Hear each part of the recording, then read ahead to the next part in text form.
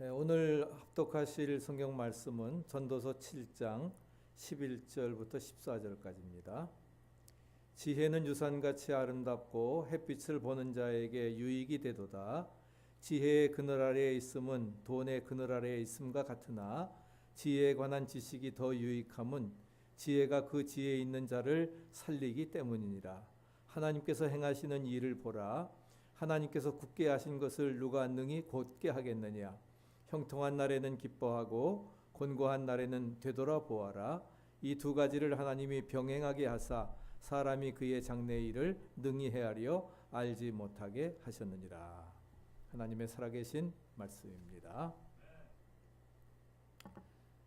오늘은 전도서 7장 이하의 말씀을 가지고 곤고한 날에는 이렇게 생각하라 하는 제목으로 은혜를 받고자 합니다. 시편 90편에는 하나님의 사람 모세의 기도가 나옵니다. 거기에서 우리 인생의 연수가 70이요 강건하면 80이라도 그 연수의 자랑은 수고와 슬픔뿐이요 신속히가니 날아간다고 말씀을 하고 있습니다. 우리가 일생 동안 사는 날을 생각해 보면은 그런 것 같습니다. 좋은 것 때도 있고 어려운 때도 있음을 알게 됩니다. 형통할 때가 있고 곤고한 때가 있습니다. 건강할 때가 있고 병들 때도 있습니다. 이럴 때 마음속에서 이런 고통이 왜 나의 생애 속에 있을까 생각하면서 괴로워하기도 합니다. 그러나 오늘 성경은 이렇게 말합니다. 14절에서 형통한 날에는 기뻐하고 곤고한 날에는 생각하라. 하나님이 이 두 가지를 병행하게 하사라고 말씀을 하였습니다. 병행했다고 하는 그러한 말은 어떤 인생이든지 형통한 날과 곤고한 날이 동시에 있다고 하는 그런 의미입니다. 이 세상을 살아가면서 우리가 형통할 때에는 조심해야 됩니다.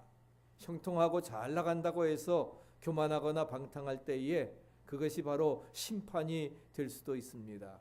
그러나 곤고할 때에도 우리는 조심스럽게 살아가야 합니다. 곤고한 날이 자기에게 불행이 되지 않도록 조심해야 되는 것이지요. 선줄로 생각하는 자는 넘어질까 조심하라 한 것처럼 우리가 형통할 때에도 또 곤고할 때에도 우리는 조심하며 살아가야 되는 것입니다. 우리가 인간적으로 생각한다고 하면은 솔로몬은 정말 일생 동안 형통한 날을 살아간 사람처럼 보입니다. 다윗의 아들로 태어나서 어린 나이에 왕위에 올라서 정말 전무후무한 부귀영화를 누렸는데, 그러나 그 전도서의 저자인 솔로몬은 그 인생 말년에 그 모든 것이 1장 2절에 헛되고 헛되며 헛되고 헛되니 모든 것이 헛되다 말씀하고 있습니다. 사람이 해 아래서 수고하는 모든 수고가 자기에게 무엇이 유익한고, 왕이 되어서 전무후무한 지혜를 갖고 정말 어느 누구도 누리지 못했던 부귀와 영화를 누렸는데 그 전도자의 고백이 헛되고 헛되다 하는 것입니다. 14절에서 내가 해 아래서 행하는 모든 일을 본즉 다 헛되어 바람을 잡으려는 것이로다. 즉 하나님과 함께하지 않는 생애라고 하는 것은 아무리 부귀 영화와 또한 천명의 후궁을 데리고 산다고 할지라도 전혀 그것이 헛된 것이지 가치 있는 것이 아님을 고백하고 있습니다. 우리가 여러 가지 어려움을 겪고 있을 때에 곤고한 삶을 살 때에 바로 이때는 하나님께서 우리에게 사는 지혜를 얻으라고 주시는 교훈인 줄 기억하시기 바랍니다. 우리가 어려움을 겪는 것은 바로 이 어려움을 통해서 하나님께서 산 지혜를 얻으라 하는 것이에요. 그래서 오늘 12절 말씀 보니까 지혜도 보호하는 것이 되고 돈도 보호하는 것이 되나 지식이 더욱 아름다움은 지혜는 지혜 얻은 자의 생명을 보존함이라고 말씀하고 있습니다. 세상을 살아가면서 그리스도인들은 많은 지혜를 가지고 살아가야 되는데 특히 곤고한 날을 사는 지혜가 있어야 돼서 곤고한 날에는 오늘 생각을 많이 하라고 했습니다. 어떤 생각을 해야 될까? 오늘 본문을 통해서 세 가지를 교훈받고자 합니다. 첫째는 곤고한 날에도 하나님의 섭리가 있음을 생각해야 됩니다. 우리는 흔히 형통한 것은 하나님이 주셨다고 생각하지만 곤고한 것은 사탄 마귀가 주었다고 생각을 합니다. 물론 그럴 수도 있지만 잘못된 생각입니다. 곤고할 때도 곤고한 것도 하나님의 섭리가 있다 하는 사실입니다. 하루 중에는 밤과 낮이 있습니다. 밤이 없고 낮만 있으면은 살기가 어려울 것입니다. 또 밤만 계속된다고 할지라도 지옥과 같은 것일 것입니다. 밤과 낮이 조화를 이루어야 되고, 그래서 아랍 격언에 이런 말이 있습니다. 햇빛만 계속 비치면 좋은 땅도 사막이다. 햇빛만 비치면은 사막인 것입니다.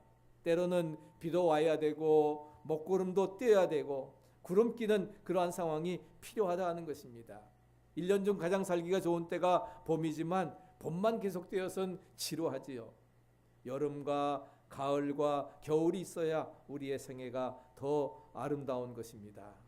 우리가 하나님의 전능하심과 절대 주권을 믿는다고 하면은 나에게 지금 찾아온 모든 것이 하나님의 섭리 가운데 있음을 분명히 믿으시기 바랍니다.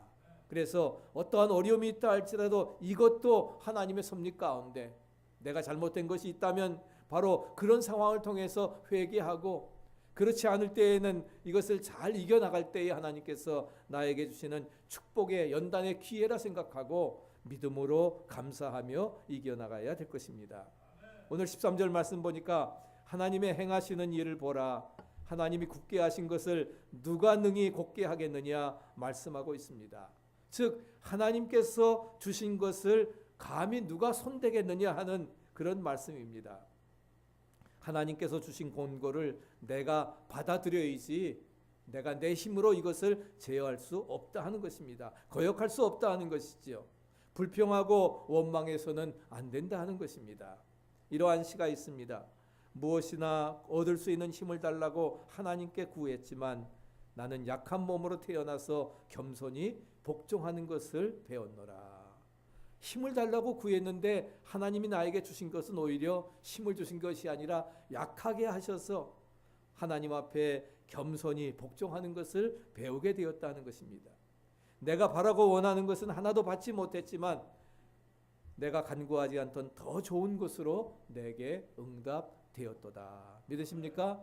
하나님은 내가 기대하지 아니한 것 이상으로 하나님께서 오히려 축복해 주시고 인도해 주십니다. 그래서 하나님께서 인간들에게 형통과 권고를 통해서 은혜를 받게 해 주셨습니다. 그래서 베드로전서 2장 19절에 보면은 애매히 고난을 받아도 하나님을 생각함으로 슬픔을 참으면 이는 아름답지만 죄가 있어 매를 맞고 참으면 무슨 칭찬이 있으리요. 오직 선을 행함으로 고난을 받고 참으면 이는 하나님 앞에 아름다우니라 말씀하고 있습니다. 그래서 고난을 받을 때에 하나님을 생각하라고 하는 것입니다. 성경에 보면은 애매히 고난을 많이 받은 사람이 있습니다. 누구입니까? 바로 욥입니다. 욥은 동방의 의인이라고 불릴 만큼 인격적으로 허물이 없는 사람입니다. 모든 사람에게 칭찬받고 인정받는, 그럼에도 불구하고 그는 많은 고난을 겪었습니다. 10명의 자녀를 두었습니다. 아들 7과 딸 3이고 지금 말로 하면은 당대의 재벌이었습니다. 양이 7,000마리, 약대가 5,000마리, 소가 1,000마리, 나귀가 500마리나 되었습니다. 이런 부자가 하루아침에 갈대아인들이 침략해 와서 그 많은 재산을 다 약탈해 갑니다. 그리고 잔칫날 형제들이 모였는데 갑자기 태풍이 불어와서 집이 무너지고 10자녀가 몰살당해 죽습니다. 심지어는 자기의 몸까지도 심한 악창이 종기가 나가지고서 정말 잿더미에 앉아서 기아장으로 몸을 긁어야 되는 비참한 신세가 되었습니다. 사진에 보는 것처럼 너무 어려운 상황입니다. 그랬을 때에 사랑하는 아내는 당신이 믿는 하나님이 그런 하나님이라고 하면은 차라리 저주하고 죽어버리라고 했습니다. 그러나 그런 상황에서 그는 자리에 일어나 하나님께 경배하여 가로되 주신 자도 여호와시요 취하신 자도 여호와시오니 여호와의 이름이 찬송을 받으실지이다. 공수래 공수고, 우리 인간은 빈손 들고 왔다 빈손으로 가는 겁니다. 하나님이 나에게 물질의 축복 주셔서 내가 이렇게 재벌이 되었는데, 그러나 거둬가시니도 하나님이시니 주신 하나님께서 거두어 가시고 오직 하나님의 이름만이 찬송을 받으시옵소서. 우리가 하나님께 복을 받았은지 화도 받지 않겠느냐. 그는 모든 일에 욥이 입술로 범죄치 아니했습니다. 자기가 무슨 이유로 고난을 당하는지 알기 위해 몸부림쳤지만 그가 분명히 한 가지 확신하는 바는 하나님께서 그의 신앙을 승분같이 만드시기 위해서 연단을 허락해 주셨다 하는 거지요. 바로 보이지 않는 하나님의 섭리가 여기 있다고 하는 사실을, 숨겨져 있는 비가 있다고 하는 사실을 깨닫게 되었습니다. 그래서 그는 마음을 비웁니다. 주신 자도 하나님이시요 취해가시도 하나님이시니 하나님께만 영광을 돌릴지어다. 마음을 비우니까 하나님을 원망하지 않습니다. 이제까지 이끌어 주신 것 감사하고 그의 생애를 아름답게 이어가고 있습니다. 마음을 비운다고 하는 것은 모든 것이 다 하나님의 은혜입니다. 한번 쫓아해 보세요. 모든 것이 하나님의 은혜입니다. 하나님의 은혜입니다. 모든 것이 하나님의 은혜라고 받아들이는 것입니다. 그랬을 때에 우리 욥기 마지막에 보면은 어떻게 나옵니까? 내가 이제까지는 하나님을 귀로만 들었사옵는데 이제는 내가 눈으로 봅니다. 그 오디오 신앙에서 비디오 신앙으로 눈으로 하나님의 실제를 경험하게 되고, 그리고서는 하나님께서는 그에게 배전의 축복을 허락해 주셨던 것을 찾아볼 수가 있습니다. 두 번째는 곤고한 날에 하나님께 기도해야 되겠다고 생각해야 합니다. 곤고한 날에 우리 그리스도인들이 반드시 취해야 될 신앙적인 자세가 있습니다. 그건 다름이 아닌 기도하는 일입니다. 시편 50편 14절에 감사로 제사를 드리며 지극히 높으신 자에게 서원을 갚으며 환난 날에 나를 부르라. 내가 너를 건지리니 내가 나를 영화롭게 하리로다. 오늘 본문 14절에도 보니까 하나님이 이 두 가지를, 형통한 때와 곤고한 때를 병행하게 하사 사람으로 그 장래의 일을 능히 헤아려 알지 못하게 하셨다 말씀하고 있습니다. 장래의 일을 알지 못하게 하셨기 때문에 우리는 어떻게 돼요? 하나님께 향하여 하나님께 기도함으로써 미래를 주님께 의탁해야 됩니다. 믿으십니까? 그럴 때에 하나님께서 우리의 장래를 책임져 주시고 인도해 주시리라 믿습니다. 사진에 나오는 것처럼 최근에 그 나온 책 중에 경외라고 하는 그러한 책이 있습니다. 그 책의 부제는 뒤틀린 삶을 바로잡는 힘이라고 말하고 있습니다. 저자는 바로 폴 트립이라고 생명의 말씀사에서 번역을 했는데, 성경 상담을 공부하면서 가장 영향을 많이 받는 현대의 목사인 또한 상담가가 바로 폴 트립입니다. 그는 행복한 부부를 만드는 6가지 사랑의 약속을 비롯해서 영혼을 죽이는 말, 살리는 말, 위기의 10대 이렇게 하면서 정말 성경의 원리를 실제 삶에 어떻게 적용해야 될지를 구체적으로 제시하는 그러한 상담가입니다. 이 책이 2015년 10월 31일에 출간되었는데 영어 제목으로는 AW입니다. Why it matters for everything we think, say and do. 그래서 경외라고 하는 제목으로 번역을 했는데, 그 책의 내용에 이런 말이 나옵니다. 물질에 대한 집착, 일중독, 폭식과 비만, 간음 등 삶에서부터 부딪히는 모든 문제의 근원은 하나라 하는 것입니다. 바로 우리가 하나님을 경외하지 않는다 하는 겁니다. 우리가 지금 전 세계적으로 너무나 어려운 가운데 있습니다. 우리가 겪고 있는 혼란과 혼미한 끔찍한 도덕적인 타락의 근원의 출발이 하나라고 하는 것입니다. 뭐라고요? 바로 하나님을 두려워하지 않는 것, 하나님을 경외하지 않는 것, 여기에서부터 이런 우리의 뒤틀림이 오게 되었다 하는 것입니다. 그렇기 때문에 하나님에 대한 경외의 회복이 뒤틀린 삶을 바로잡는 힘이라고 말하면서 우리가 하나님을 경외하게 될 때에 우리는 하나님의 은혜를 힘입어서 하나님의 뜻과 방식을 따라 살아갈 수 있는, 즉 창조 질서를 회복하는 역사가 우리에게 나타나게 되는 것이고, 그럴 때에 그러한 삶을 살아갈 때에 하나님의 긍휼을 경험하게 되는 것입니다. 우리가 어려운 시대를 살아나가지만 곤고한 날에 하나님 앞에 기도하면서 정말 하나님의 긍휼을 경험하고 하나님이 우리에게 주신 창조 질서를 회복하고 이 곤고를 형통으로 바꾸어가는 위대한 역사가 우리 모두에게 나타날 수 있기를 축복합니다.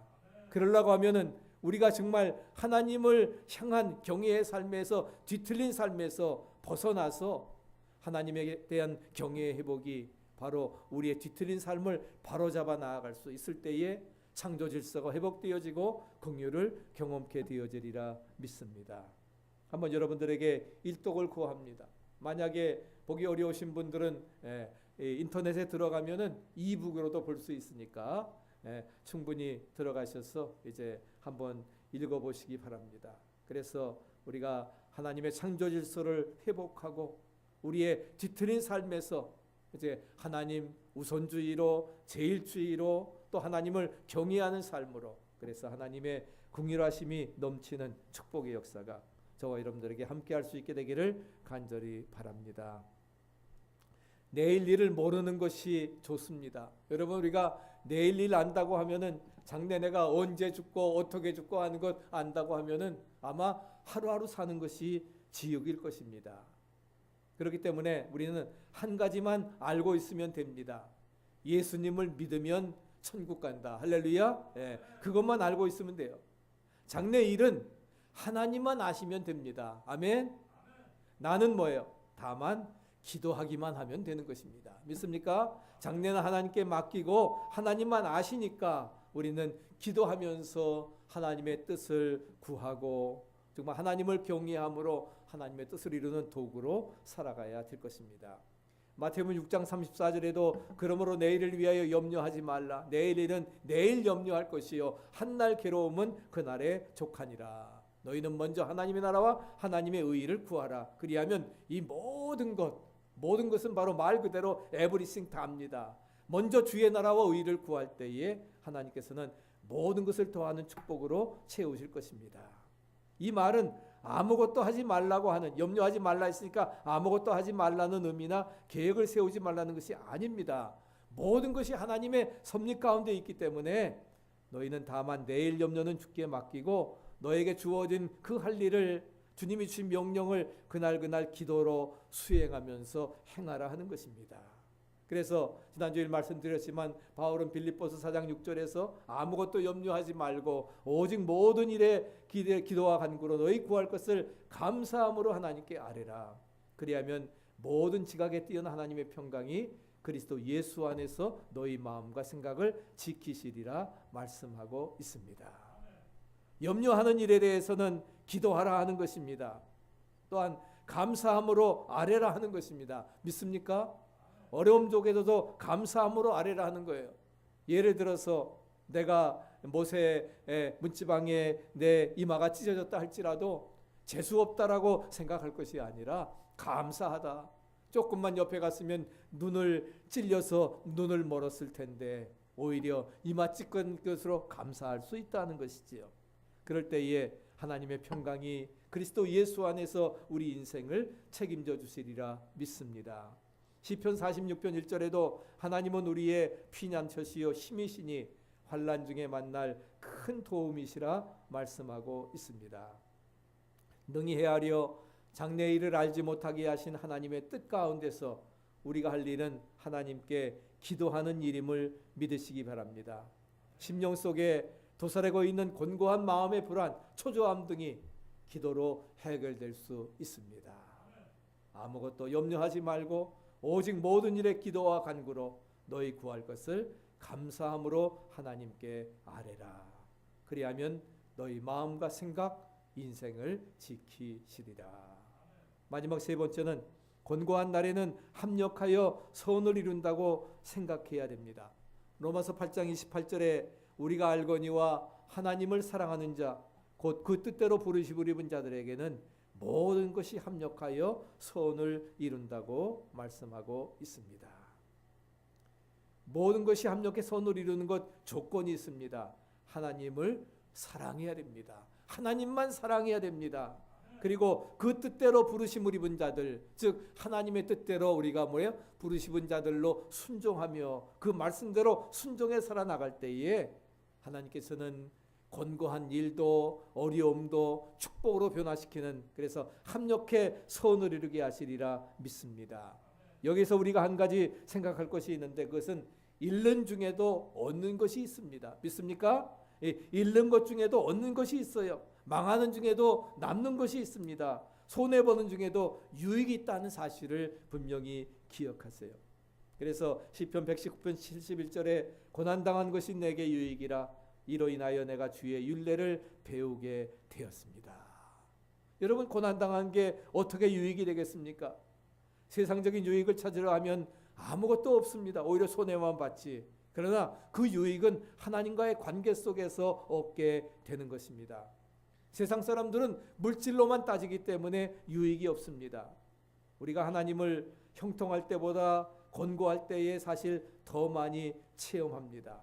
곤고할 때 좌절하거나 낙심하지 말고 곤고할 때 하나님은 나에게 더 은혜를 주십니다. 믿습니까? 그렇게 생각하고 곤고할 때에 하나님을 향해서 정말 크리스토퍼, 즉 그리스도에게 딱 붙어서 하나님 중심으로 하나님께 아뢰고 하나님만 하나 되어서 온전히 주님과 동행하는 삶을 살아나갈 때에 하나님은 나에게 큰 은혜를 주시리라 믿습니다.